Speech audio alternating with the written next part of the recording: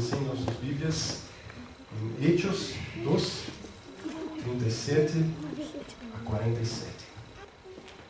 Quando leram isto, todos se sentiram profundamente comovidos e lhes disseram a Pedro e a los outros apóstolos: Hermanos, que devemos fazer?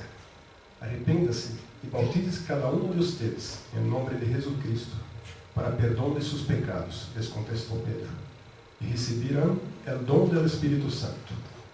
Em efeito, a promessa é para ustedes, para seus hijos e para todos os estrangeiros, es decir, para todos aqueles a quienes o Senhor nosso Deus queira chamar.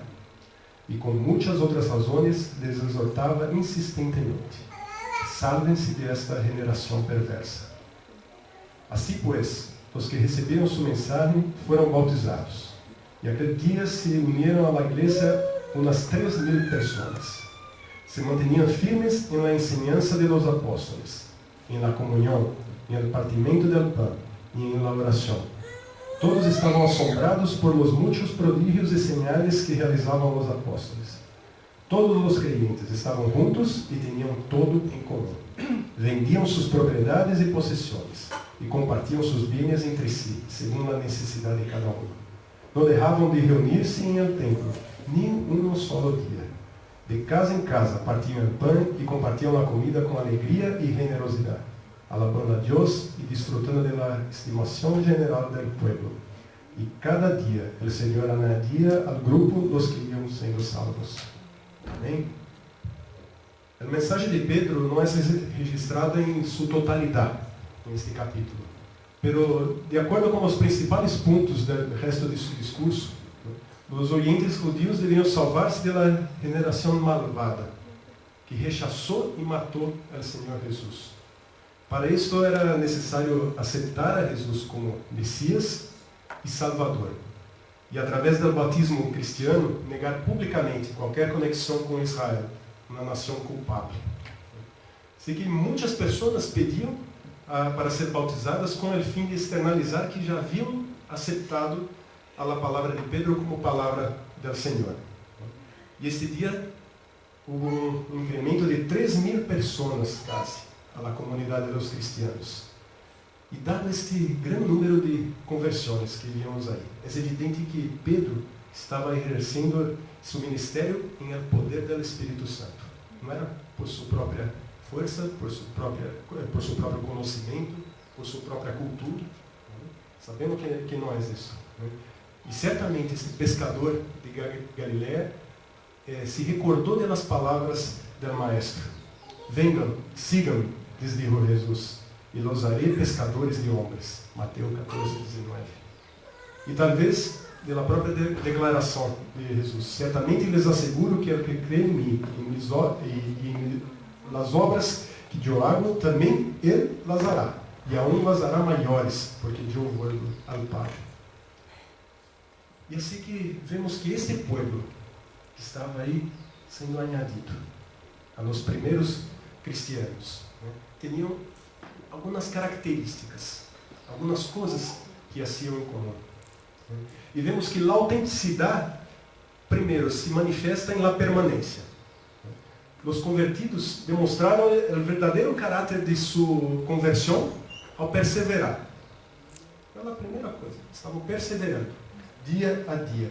E perseveravam em quê? Primeiro, em la doutrina de los apóstolos. Então, as enseñanças que foram inspiradas pelos apóstolos, transmitidas originalmente ali boca a boca, por via oral, e hoje preservadas no Novo Testamento para nós outros. Também a permanência em comunhão. A nova vida em Cristo também foi comprovada por desejo desses recém-convertidos a conviver com o povo de Deus, em uma comunidade. Se sentiam separados do mundo e descobriram que tinham interesses em comum com os demais cristianos. Terceiro, em el partir del pan. E esta expressão se usa aí no Novo Testamento para a cena del Senhor, assim como para as comidas diárias. E neste caso, devemos contextualizar. O que o contexto disse aqui? Né? E este caso é uma referência para a cena do Senhor, já que não haveria necessidade de especificar que perseveravam em uma comida diária. Né? Vemos em Hechos 27 que os primeiros cristianos soliam partir o pão em el primer dia de la semana. E al princípio da igreja, uma comida comunitária se realizava junto com a cena do Senhor.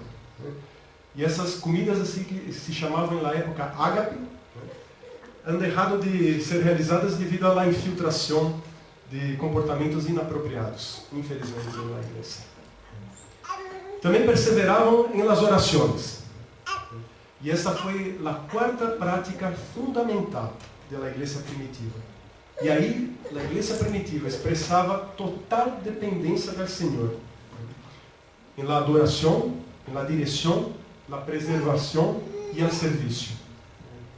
E aqui quero atender-me um pouco mais em detalhe, né, sobre a oração em Hechos.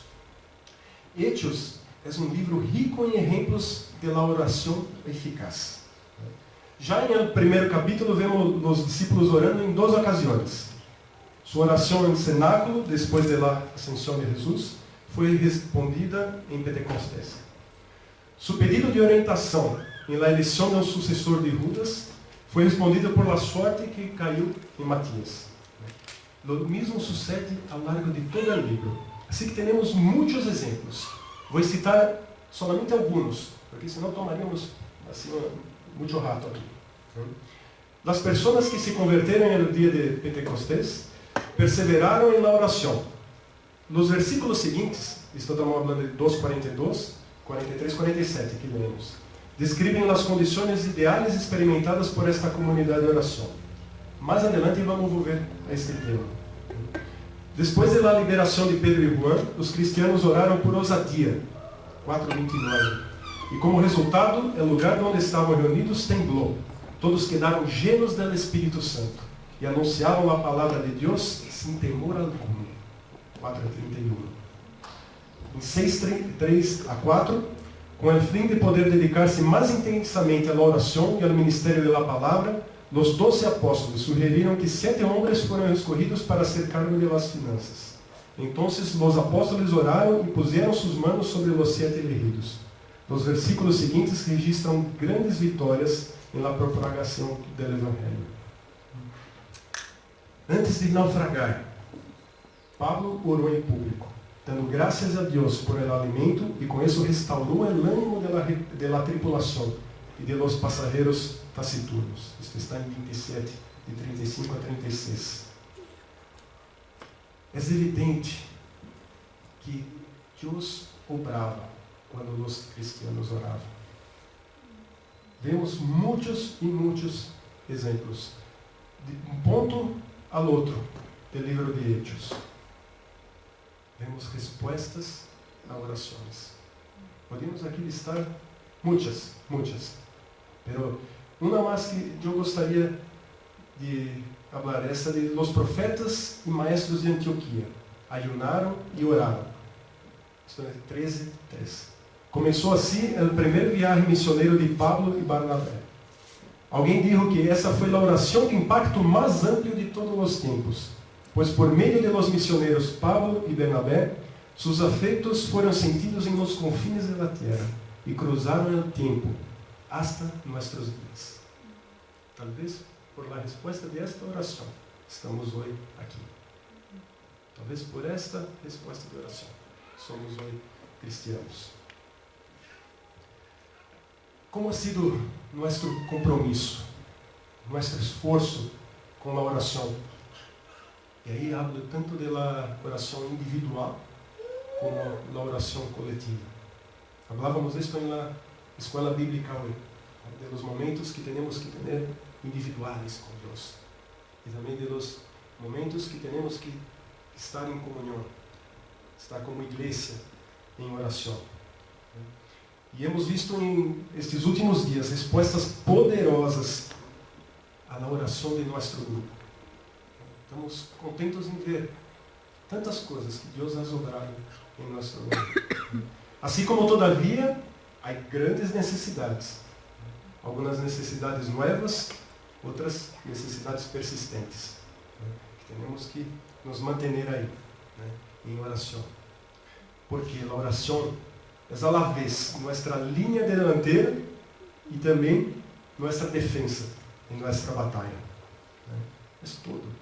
É onde empieza e onde termina. A oração. Temos que nos manter em oração. A oração é que faz também que nossos músculos espirituais se fortaleçam. Nossa fé é fortalecida através da oração. Por isso também criamos como igreja um grupo de WhatsApp solamente para este tema, de oração, das necessidades, das gratitudes, para que possamos aí já ter aí notícias da frente de batalha, muito rápido, muito claro. Mas também temos que pedir desculpas a nossos irmãos e irmãs que não usam o WhatsApp, porque também fizemos aí um esforço grande nessa ferramenta, mas algumas das pessoas não recebem as informações. Assim que se não usa o WhatsApp ou se quer estar em nosso grupo de WhatsApp e aún não está, busque-me depois do culto, que vamos encontrar uma forma de que as informações cheguem hasta ti. Porque queremos que este tema de las orações seja um tema forte em nossa comunidade. Como estamos orando por nossa igreja, por nossos irmãos, por os perdidos? E creio que todos nós outros, ao ler Hechos 2, nos gostaria de participar desta igreja primitiva. Não é assim? Sempre escuto muitos comentários e eu mesmo comento isso. Como seria bom estar na igreja primitiva? Viver isto. Queremos que nossa comunidade seja como a igreja primitiva. Pero esta igreja começou e se mantinha por la oração. Esta é a base desta igreja. A igreja, queridos, camina mais rápido em rodillas que quando está em pé. Temos que ter isto em nossa mente. Assim que quero lançar um desafio a vocês. Temos nossa reunião de oração de dia martes, à noite. E somos poucos nessa reunião, sendo honesto. Entendo que todas as circunstâncias que dificultam a participação de cada um de vocês, assim como também há circunstâncias para mim. Pero queremos ir um passo mais allá. Queremos estar mais fortes em oração. Então, a partir desta semana, vamos deixar de fazer nossa reunião de oração dia martes. Eu vou perguntar, como avançamos se derramos algo que já está? E vamos então nos reunir dia domingo. Já temos este dia separado, esta manhã separada para o Senhor. Às 11 começamos com a escola bíblica, às 12 com o nosso culto. Então, queremos fazer esta reunião de oração, como hicimos hoje. Hoje foi assim como algo que não estava planificado, pero com tantas situações de saúde. Tomamos a decisão de fazer esta reunião às 10h30, de estar um pouco mais temprano, já que venimos para a igreja. Vamos chegar um pouco mais temprano, nos levantar um pouco mais temprano, fazer um pouco mais de esforço aí, pero estar como igreja, orando. Vamos ter esse tempo aqui.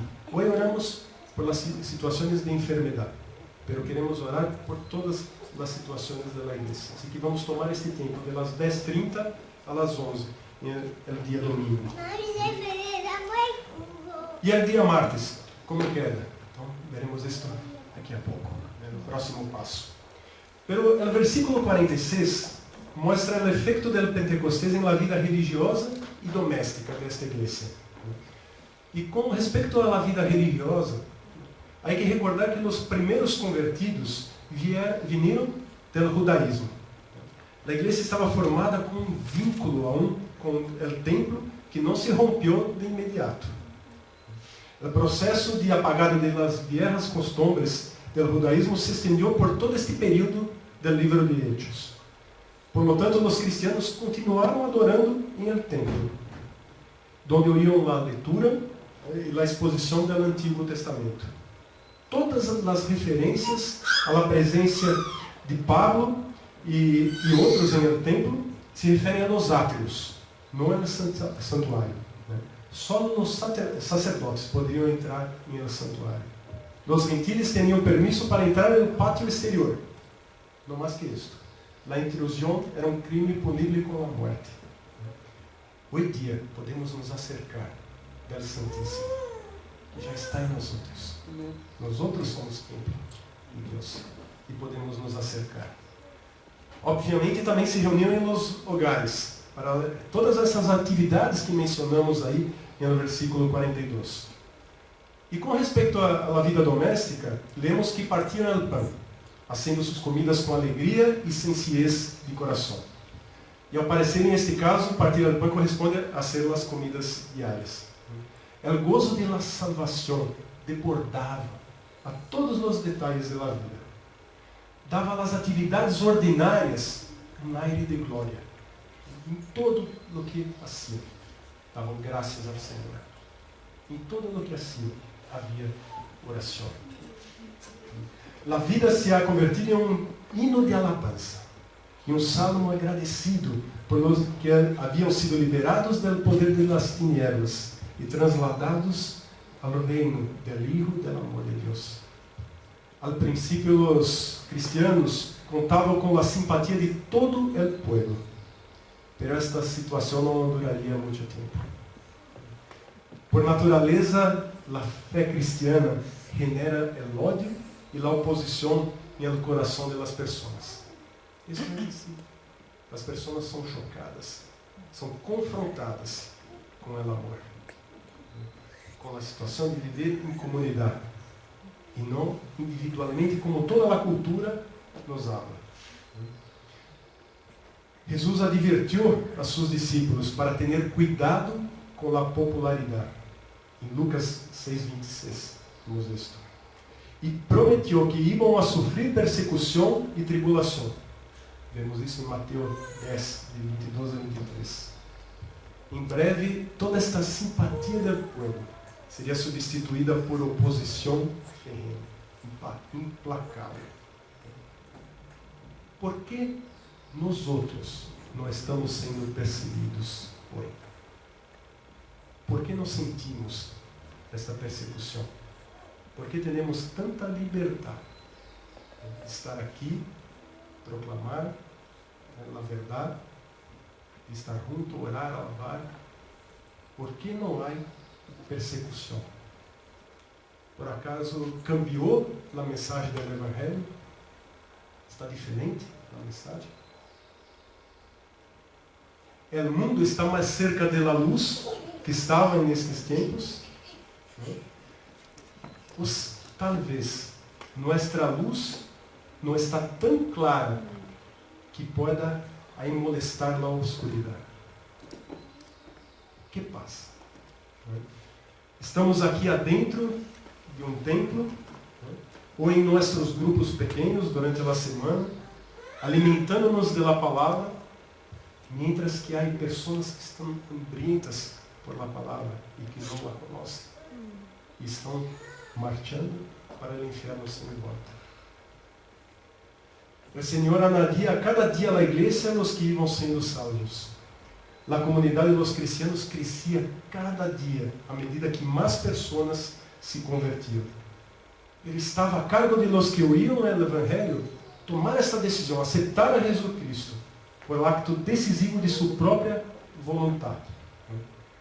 Mas aí há um pero. O hecho de que Deus elige e añade a los salvados ao corpo de Cristo não exclui a responsabilidade humana. Minha responsabilidade, sua responsabilidade, nunca terá de existir. O que estamos fazendo com este tesouro que Deus nos ha dado? Da mensagem da salvação. Não sei o que passa na mente de cada um de vocês quando ouve isto. Pero puedo decir lo que es para mí. quando estava pensando nisto, isto me hace repensar em todo o que hago. Para que lo hago? Para que lo hago? Como lo hago? Quando lo hago? Me hace reflexionar nisso e repensar.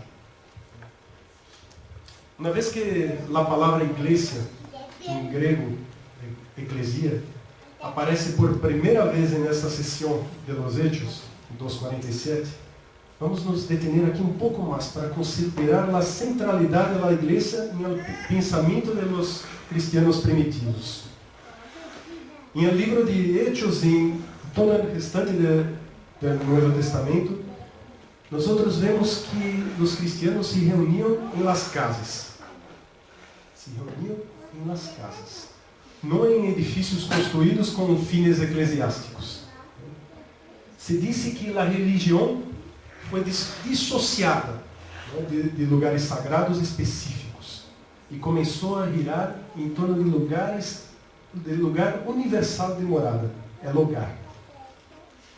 Segundo um teólogo chamado Mary Unger, os lugares continuaram sendo o lugar de encontros de los cristianos durante 2 siglos. E as reuniões da igreja primitiva estavam dirigidas em sua maioria para os cristianos. Se reuniam a fim de receber a doutrina de los apóstolos, desfrutar da comunhão, partir el pan e orar. E vemos isto em Hechos 2:42. Eles não evangelizavam invitando a gente para os cultos dominicais, sino que davam testemunho àqueles com quem haviam tenido contato durante toda a semana, todos os dias em seu dia a dia. Através de seu testemunho é que haciam a evangelização. Os novos convertidos eram então acolhidos. Aqueles que chegavam eram acolhidos. E estavam na comunhão das igrejas, em las casas, onde recebiam alimento e aliento. Por vezes é difícil levar a gente a los cultos em templos imponentes. Además de resistir fortemente ao formalismo, ao religiosismo. Os visitantes temem que alguém pida uma contribuição. Não poucas vezes escutamos alguém queixar-se que a igreja só quer o dinheiro do povo. Infelizmente, escutamos isso. Sin embargo, muitas dessas mesmas pessoas estão dispostas a participar de um estudo bíblico informal em um lugar, afuera da igreja, em um ambiente menos estruturado. Elas não necessitam preocupar-se, né, acerca do cerimonial e se sentem mais a gosto. De hecho, a igreja em las casas é ideal para todos os países e todas as culturas. E se fizermos um estudo de como é o perfil da igreja cristiana em todo o mundo, todos os lugares de reunião de cristianos, provavelmente vamos descobrir que mais igrejas se reúnem em los hogares, em las casas, que qualquer outro lugar. E eu sou um exemplo vivo disso. Se não for uma invitação de uma companheira de trabalho de Regina, né, para assistir a um estudo bíblico em um lugar, né, lugar de uma família que nem sequer a conhecíamos, né, agora você não teria este pastor aqui ao lado. Me prejuízo, me rechaço à igreja evangélica, assim como me racionalismo, né, era uma barreira insuperável.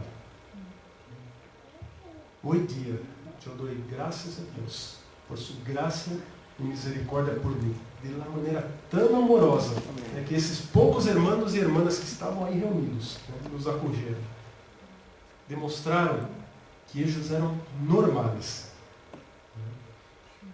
Porque normalmente pensamos, esses clientes são anormais. Eles mostraram que não eram anormais, pero que eram normais com algo mais.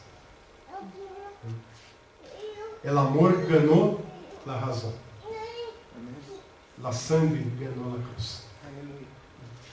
Sei que minha experiência em estes anos com grupos pequenos ha demonstrado que eu não sou o único que passa por isto.